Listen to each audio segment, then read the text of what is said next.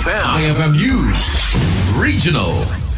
Daang iti semi-annual alignment meeting inatendaran iti empleyado ti Provincial Health Office ken Provincial Department of Health Office tapno na pagsaritaan iti aggamang estado digiti programa ti salunat ken digiti sumaruno pa nga plano para iti nasaong nga probinsya. Iti napagsasaritaan iti updates iti 8-point action agenda 2023 to 2028 resulta iti LGU health scores ken panakaipatungpal digiti kangrunana programa kasla ti disease surveillance, immunization, nutrition, maternal health ken universal healthcare. Kabayatan na iti mapaspasa makataripnong ket adaan iti panggep apapigsain iti koordinasyon dagiti opisina mapasigurado iti agtultuloy a panang monitor dagiti health indicator ken mapapintas iti panangipadano dagiti serbisyo pang salunat iti tunggal komunidad iti probinsya. Damag Regional para iti IFM News Idol Shanti Papi Tatak Kaya